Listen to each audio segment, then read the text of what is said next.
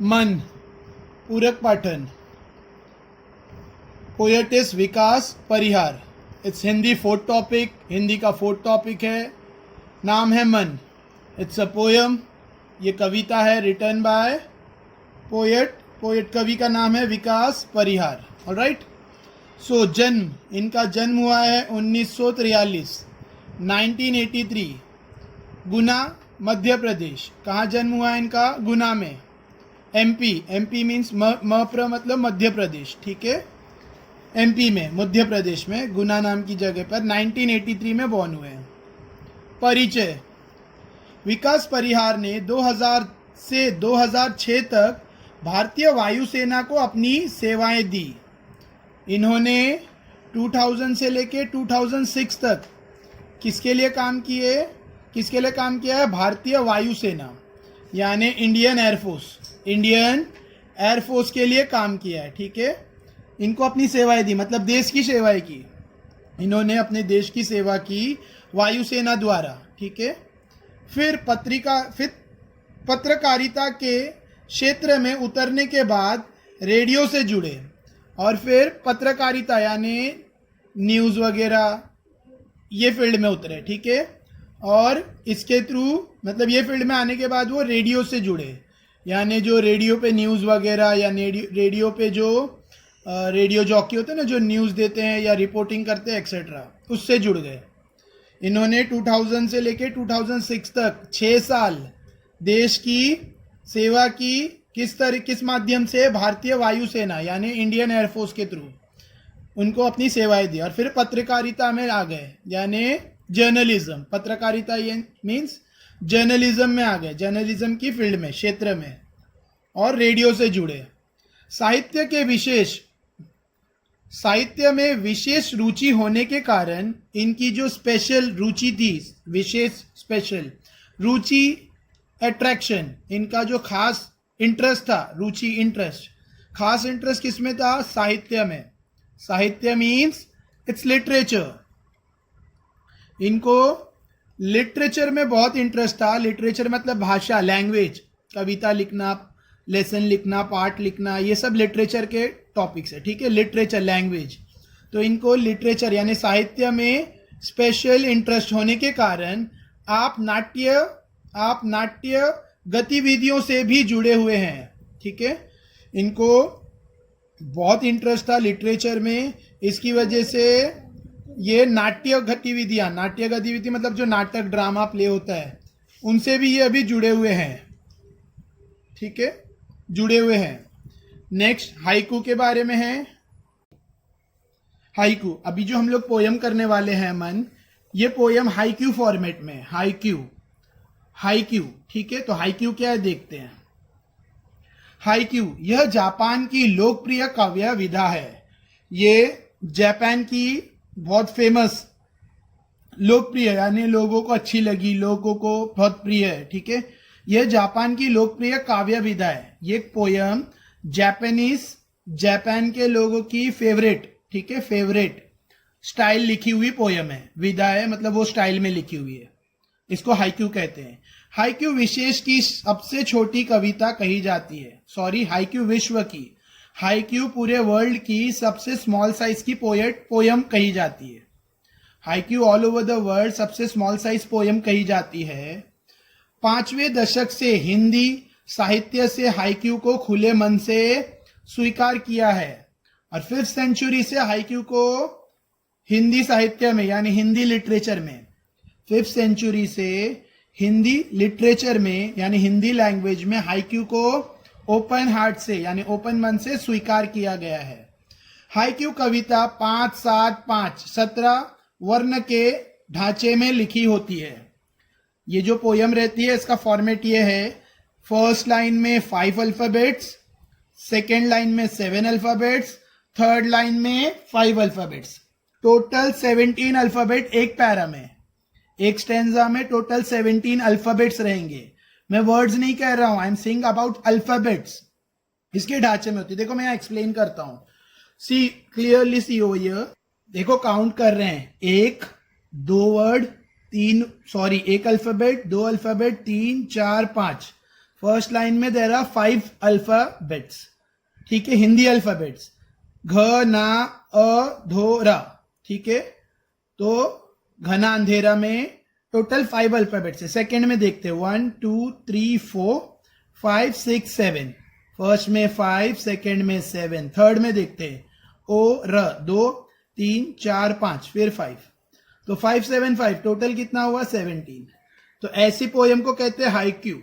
Alright, Haikyuu, ठीक है, haiku, sorry Haikyuu नहीं, हाइकू, हाइकू, हाँ सॉरी, थोड़ा हिंदी मेरा इतना स्ट्रांग नहीं है, लेकिन लॉकडाउन में मैं पढ़ा रहा हूँ और बहुत सारे लोग मुझे मतलब एनकरेज कर रहे हैं कि सर हिंदी का वीडियो, सर हिंदी का वीडियो आप आगे डालो। मैं हिंदी टीचर नहीं हूं, लेकिन I am trying due to lockdown, ठीक है। So it's haiku, haiku, proper pronounce, it's not haikyu, it's haiku. Next, प्रस्तुत हाइकू में कवि ने अपने अनुभव और छोटी छोटी विभिन्न घटनाओं को अर्थवही सीमित शब्दों में प्रस्तुत किया है। अभी जो हम लोग हाइकू पढ़ने वाले हैं, ठीक है, उसमें कवि ने क्या किया है, अपने अनुभव को, अपने एक्सपीरियंस को, ठीक है, और छोटी छोटी विभिन्न और छोटे छोटे डिफरेंट स्मॉल डिफरेंट घटनाओं को, इवेंट्स को, ठीक है, अर्थवाही मतलब मीनिंगफुल के साथ, मीनिंग्स के साथ, अर्थवाही सीमित, लिमिट के साथ, meanings with meanings but limited words को यूज करके रिप्रेजेंट किया है। प्रस्तुत हाइकू, प्रस्तुत मतलब रिप्रेजेंटेड हाइकू में कवि ने अपने अनुभव, उसने अपना एक्सपीरियंस, पोएट ने अपना एक्सपीरियंस और छोटे छोटे डिफरेंट स्मॉल विभिन्न, छोटे छोटे अलग अलग डिफरेंट घटनाओं को अर्थवही मीन्स मीनिंगफुल के साथ, सीमित, लिमिटेड शब्दों में प्रस्तुत किया है, रिप्रेजेंट किया है, ठीक है। मैं उसको एक बोलते हैं ना सिंपल हिंदी और इंग्लिश में ट्रांसलेट करके दे रहा हूं पोयम को। सो हाइकू तो मैं समझ गया है। Next start. घना अंधेरा, चमकता प्रकाश और अधिक। घना अंधेरा, घना मतलब डेंस, गहरा, घना, अंधेरा डार्कनेस, तो बहुत ज्यादा अंधेरा है, उसमें चमकता प्रकाश, उसमें कोई चीज चमकती हो। देखो बहुत अंधेरे में आकर एक स्मॉल सी लाइट भी आ जाए तो बोलते हैं ना, ऐसा लगता है जैसे अंधेरे को उसने चीर दी। वो मुहावरा तो सुना ही होगा बहुत बार कि घने अंधेरे में उम्मीद की छोटी सी किरण नजर आ रही है। तो उसी तरह से यहाँ पे पोएट एक्सप्रेस कर रहा है कि घने अंधेरे में चमकता हुआ प्रकाश और बढ़ता जाता है। मतलब जिंदगी में देखो हर चीज ना रिलेट हो रही है किसी चीज से। यहाँ पे जो पोएट लिखा है वो लाइफ से रिलेट हो रही है कि जिंदगी में कितना भी घना अंधेरा आ जाए, यानी जिंदगी में कितना भी अंधकार आ जाए, यानी कितना भी बुरा वक्त आ जाए, कितने भी दुख आ जाए, कहीं ना कहीं उम्मीद की किरण रहती है, ठीक है। वहां जिंदगी, उसमें एक चमकता प्रकाश रहता है, एक उम्मीद रहती है, और वो फिर आदमी उसको छोड़ना नहीं चाहिए, तो वो बढ़ते जाएगा, वो उम्मीद की किरण बढ़ते जाएगी और अंधेरा दूर हो जाएगा। आई होप समझा फर्स्ट स्टैंजा, ठीक है। देखो everything is related to life, alright. लोगों की जिंदगी में कोरोना वायरस और लॉकडाउन की वजह से घना अंधेरा आ गया है, लेकिन उम्मीद है, लोग उम्मीद पर जी रहे हैं, ठीक है। और धीरे धीरे वो अंधेरा छट जाएगा और खुशहाली फिर से लौट आएगी। आई होप समझा। तो पोएट उसको ही यहाँ कह रहा है कि घना अंधेरा यानी अनहैप्पीनेस, उदासी, दुख, ठीक है, उसमें चमकता प्रकाश, उसमें एक छोटा सी मतलब उसमें एक छोटा सी उम्मीदों का प्रकाश, ठीक है, जो चमक रहा है, ब्राइट लाइट, चमकता प्रकाश, और अधिक, और बढ़ते जा रहा है, आगे बढ़ते जा रहा है, ठीक है, और बढ़ते जा रहा है, साइज में बढ़ते जा रहा है, प्रकाश बढ़ते जा रहा है, अंधेरा घटते जा रहा है। करते जाओ पाने की मत सोचो जीवन सारा, अपने कर्म करते जाओ, कुछ भी पाने की मत सोचो पूरी जिंदगी, ठीक है। यानी आदमी आखिर फल की इच्छा करे। देखो वो एक फेमस लाइन्स है, फेमस सेंटेंस है, I think so it's from Gita, मैं कंफर्म नहीं हूं, ठीक है, कि कर्म कर फल की इच्छा न कर, कर्म कर फल की इच्छा न कर, यानी काम करते जाओ, उस पे क्या मिलेगा वो मत सोचो, उसके ऊपर मत बैठे रहो। तो करते जाओ। पोएट क्या कह रहा है, अपने कर्मों को करते जाओ। पाने की मत सोचो, उससे क्या मिलेगा ये सोचकर मत बैठो। जीवन सारा, होल लाइफ जीवन काम करते जाओ। पाने की इच्छा क्या मिलेगा वो सोचते मत बैठो, करते जाओ बस। जो मिलेगा अच्छा ही मिलेगा, है ना। वो सुना ही होगा ये भी मुहावरा, सब्र का फल मीठा ही होता है। तो तुम कर्म करते जाओ और जो मिलेगा फल वो मीठा ही होगा। कर्म करते जाओ। कर्म मीन्स अच्छे कर्म, बुरे कर्म नहीं। तो कर्म करते जाओ मतलब कर्म करते जाओ।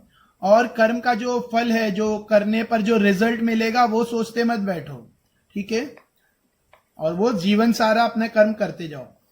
नेक्स्ट, जीवन नैया मतलब बोट। नैया मतलब जो शिप बोट्स रहती है जो पानी पे चलती है। जीवन नैया मझधार में डोले, संभाले कौन। पोएट कह रहा है जिंदगी की जो नाव है यहाँ पे वो मझधार मतलब तूफानी लहरें। तो यहाँ पे मैंने टाइड्स लिखी है, टाइड्स वेव्स। असल में मझधार मतलब पानी का भाव, पानी की लहरें। तो जीवन की जो नाव है वो डोल रही है, डोल मतलब डगमगा रही है, ठीक है। तूफानी लहरों में जीवन की नाव डगमगा रही है, उसे संभालेगा कौन। तो सेम यहाँ पे लाइफ में रिलेट कर रहा है पोएट कि इंसान की जिंदगी दुखों में डगमगा जाती है। इंसान की जिंदगी परेशानियों में, दुखों में, टेंशन में डोलने लगी है। उसे संभालेगा कौन संभालेगा। इंसान ही संभालेगा, हमें ही संभालनी है। हमारी जिंदगी परेशानियों में डगमगा रही है तो कौन संभालेगा, उसे हमें ही संभालना है, ठीक है। नेक्स्ट, रंग बिरंगे रंग संग लेकर आया फागुन। फिर कह रहे हैं पोएट के रंग बिरंगी यानी कलरफुल, रंग संग यानी रंग बिरंगी, रंग संग इसका मतलब है खुशियां, हैप्पीनेस लेकर कौन आया है, फागुन। फागुन एक मंथ को कहते हैं अकॉर्डिंग टू हिंदू कैलेंडर। फागुन एक मंथ है जो अप्रॉक्स मार्च और फेब के आसपास रहता है, मार्च के आसपास रहता है फागुन। और ये सीजन में, ये मंथ में होली आती है, होली फेस्टिवल। तो इसके लिए रंग बिरंगे रंग, तो ये तो होली में आता है, ठीक है। संग लेकर कौन आएगा, फागुन, यानी खुशहाली, हैप्पीनेस कौन लेकर आएगा, फागुन। ऑलराइट।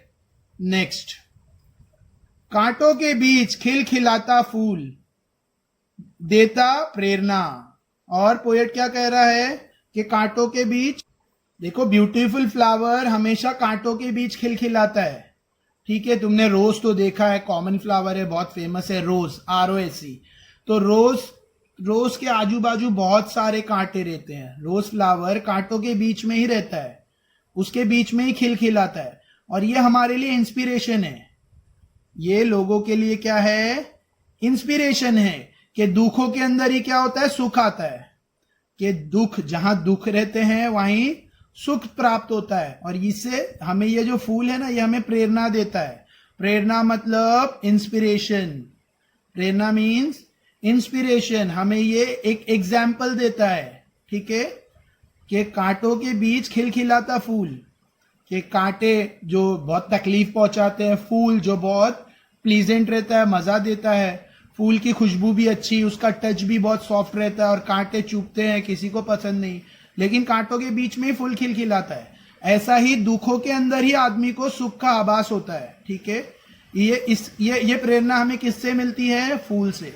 प्रेरणा मतलब इंस्पिरेशन, लोकल में बोलेंगे तो एग्जाम्पल। नेक्स्ट, भीतरी कुंठा, भीतरी मतलब अंदर की, इनर, कुंठा दर्द, दुख, सौरो। अंदर का दुख आंखों के द्वारा आई बाहर, ठीक है। देखो इंसान के मन में जो दुख रहता है वो आंखों से बाहर आता है, यानी आंसू।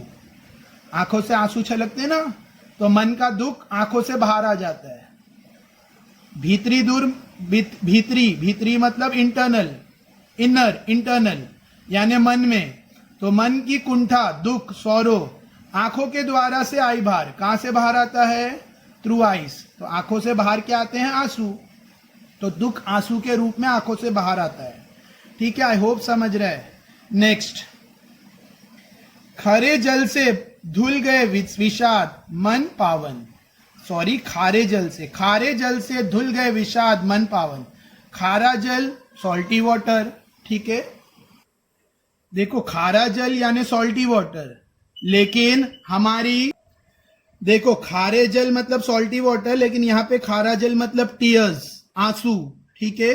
खारा जल हमारे आंसू का भी रहता है, आंसू जो आंखों से निकलते हैं उनका टेस्ट सॉल्टी रहता है। तो यहाँ पे जो खारा जल है, खारे जल से धुल गए विषाद, यानी खारे जल से सारे दुख धुल गए। यानी जब आदमी रो लेता है तो उसका मन हल्का हो जाता है।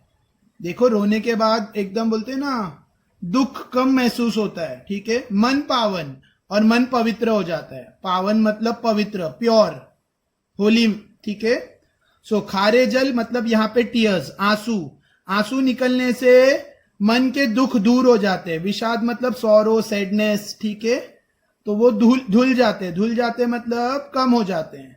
और मन पावन, मन पवित्र। मृत्यु को जीना, जीवन विष पीना, है जीजी विषा। मृत्यु को जीना मतलब देखो हर एक को पता है कि मृत्यु आने वाली है, सबको मृत्यु को सब ये जानते हैं कि मौत आनी है, मरना है, फिर भी, और सबको पता है, फिर भी सब ये विष को पी रहे हैं, है ना। जीवन विष पीना मतलब सब ये जानते हुए कि मरना है, फिर भी सब जी रहे, फिर भी सब जीने की कोशिश कर रहे हैं, ठीक है। विष का मतलब होता है जहर, जहर, ठीक है। विष का मतलब होता है पॉइजन। तो मृत्यु को यहाँ कंपेयर किया है जैसे कि पॉइजन है, सबको पता है मृत्यु आनी है, फिर भी, और ये विष सबको पीना है जीवन में, लेकिन सबके अंदर फिर भी जीने की चाहत है। तो ये जिंदगी है, ठीक है। मृत्यु उसको जीना मतलब ये जानते हुए कि मरना है, सब फिर भी ये विष को पी रहे हैं जीवन में, ठीक है। सब जानते हैं कि मरना है, सबको मृत्यु का विष पीना है, लेकिन फिर भी जीने की चाहत है, फिर भी जीने की कोशिश है, ठीक है। तो जीजी विषा मतलब विश टू लिव, ठीक है। Wish to live forever, हमेशा जीने की चाहत रहती है। ये जानते हुए कि मरना है, फिर भी हर कोई जीने की कोशिश में लगा है, ठीक है। और यही जिंदगी है, यही जीने की कोशिश करते रहना, यही जिंदगी है। मन की पीड़ा छाई बन बादल बरसी आंखें। मन में जो दुख है, दर्द है, ठीक है, वो बादलों की तरह छा जाती है। देखो मन में जो दुख है वो कैसे है, जैसे काले बादल छा जाते हैं और फिर बादल बरसकर हल्के हो जाते हैं, वैसे ही आंखों से पानी बरसता है और मन की पीड़ा हल्की हो जाती है, ठीक है। मन की पीड़ा यानी मन का दुख, मन में जो दुख है, जो दर्द है, जो टेंशन है, जो परेशानी है। छाई बन बादल, वो कैसे छाती है, जैसे बादल, ठीक है। बरसी आंखें, और आंखें बरसने लगती है। जब मन में पीड़ा होती है तब इंसान की आंखें, तब आंखों से आंसू निकलने लगते हैं, ठीक है। चलती 7 पटरियां रेल की फिर भी मौन। फिर सबने देखा है कि ट्रेन, रेल की जो पटरियां होती है, रेलवे ट्रैक, रेल की पटरियां यानी रेल के ट्रैक हमेशा पैरेलल रहते हैं, हमेशा दोनों साथ में ही चलते हैं। जो रेलवे ट्रैक रहते हैं वो हमेशा एक ही लाइन में रहते हैं, ठीक है। मतलब स्टार्ट टू एंड, कभी एक दूसरे को टच नहीं करते। लेकिन यहाँ पे क्या लिखा है, यहाँ पे कहा जा रहा है कि दोनों चलती पटरियां, रेल की पटरियां साथ चलती है, मतलब साथ में ही रहती है, लेकिन फिर भी हमेशा मौन रहती है। मौन मतलब क्वाइट, खामोश, कुछ नहीं बातें करती है। जिंदगी भर साथ रहती है रेलवे की पटरियां, लेकिन कभी किसी से कुछ कहती नहीं, ठीक है। सितारे छुपे बादलों की ओट में सूना आकाश। जिस तरह से सितारे यानी स्टार्स, सितारे मतलब स्टार, बादलों की गोद में छुप जाते हैं। देखो बादल मतलब क्लाउड, क्लाउड की गोद में, क्लाउड के पीछे जैसे सितारे छुप जाते हैं। ओट मतलब बिहाइंड, बादलों के पीछे जैसे सितारे छुप जाते हैं। तुमने देखा होगा ब्लैक क्लाउड्स, रेनी सीजन में बादल आ जाते हैं तो उनके पीछे सितारे छुप जाते हैं। वैसा ही दुख के बादलों के पीछे इंसान का सुख छुप जाता है और सब कुछ सूना हो जाता है। जैसे सितारे छुप जाते हैं बादलों के पीछे और पूरा आकाश यानी स्काई सूनी लगने लगती है, ठीक है। उसी तरह से हमारे जीवन में दुख, उसी तरह से हमारे जीवन में दुखों के बादल सुखों को छुपा देते हैं और हमारी जिंदगी सूनी लगने लगती है, ठीक है। या कोई अपना चले जाए, छुप जाए तो फिर सूनापन आ जाता है, ठीक है। तुमने दिया जिन गीतों को स्वर हुए अमर। अब यहाँ पे तुमने, poet is referring to God, God से कह रहे हैं कि तुमने जिनका साथ दिया। तो यहाँ पे वर्ड्स में कहा जा रहा है तुमने जिन गीतों को स्वर दिया, तुमने जो सॉन्ग को स्वर दिया, गीतों यानी वर्ड्स को तुमने जो टोन दी, ठीक है, वो सॉन्ग्स अमर हो गए। यानी पोएट कहना चाहता है तुमने जिन लोगों का साथ दिया, गॉड से कह रहा है कि तुमने जिन लोगों को सपोर्ट किया, साथ दिया, जिन पर भगवान की कृपा बनी रही, ऐसा बोल रहे हैं, जिस पर ऊपर वाले का, गॉड का, अल्लाह का करम रहा, ठीक है, वो लोग क्या हो गए? अमर। वो लोग क्या हुए? अमर। यानी वो लोग सक्सेसफुल हुए, वो लोग कामयाब हुए। सागर में भी रहकर मछली प्यासी ही रही, सागर में भी रहकर मछली प्यासी ही रही। अब यहां पर एक अलग सा उदाहरण दे रहा है पोएट, एक अलग सा एग्जाम्पल दे रहा है। पोएट कह रहा है कि फिश समुद्र में रही, यानी सी में। अब थोड़ा सा बोलते हैं ना, थोड़ा सा अपोजिट आइडियाज यूज कर रहा है पोएट, कि मछली सागर में रही फिर भी प्यासी रही, ठीक है। अब पॉसिबल नहीं है, मछली सागर में है तो वो तो पानी पिएगी, लेकिन उसके बॉडी में पानी जाएगा। लेकिन यहाँ पे पोएट बोल रहा है कि सागर में रहकर भी मछली प्यासी रही। तो यहाँ पर पोएट क्या एग्जाम्पल दे रहा है कि जो रिच लोग हैं, जिनके पास बहुत पैसा है, जो पैसे वाले हैं, वो लोग के पास उनका पैसा उनके कोई काम नहीं आया। आखिर उसने अपने पैसे से गरीबों की मदद न की तो उनका पैसा वेस्ट है, यानी वो उनके पैसे से उनको कोई फायदा न पहुंचेगा, ठीक है। यानी मछली सागर में रहकर भी प्यासी रही, तो जो रिच लोग हैं अपने पैसे में रहकर भी गरीब रहेंगे। क्यों? क्योंकि उनका पैसा उनके किसी काम नहीं आएगा, क्योंकि वो पैसे का असली फायदा कब होता है? जब वो उसको जरूरतमंदों को देते, ठीक है। आई होप पोयम समझा, आई होप पोयम समझा। थोड़ा सा मुझे पता ऐसा लग रहा है कि you may be having doubt in this line, ये स्टेंजा, कि मृत्यु को जीना, जीवन विष पीना, यानी मरना तो है, ठीक है, तो मरने के लिए जीना, और जीवन विष पीना। और जीवन, देखो अपोजिट आइडिया सब यूज हुए। जीवन मतलब लाइफ, विष जहर जो उसको खत्म कर देगा। तो ये ऐसा विष है कि जिंदगी, जैसे जीना तो है, मरना है पता है, फिर भी जिंदगी तो गुजारनी है, मरने के डर से जिंदगी नहीं छोड़ेंगे, ठीक है, और जिंदगी गुजारनी है तो ये विष पिएंगे, ठीक है। यही है, क्या है? जीजी विषा। यही जीने की उम्मीद है, यही जीने की आशा है। जीजी विषा मतलब जीने की चाहत, विश टू लीव, ठीक है। आई होप पोयम समझा तुम्हें, ठीक है। आखिर पोयम समझा है तो लाइक, शेयर, सब्सक्राइब करो। और मेरे चैनल की प्लेलिस्ट में सारे हिंदी के, अब तक ये 4th पोयम है तो 1st, 2nd, 3rd भी अवेलेबल है, तो you all can prepare from there, ठीक है, प्लेलिस्ट में है। और ये पोयम भी समझा तो लाइक करो, शेयर करो with all your 10th standard friend. All right, thank you.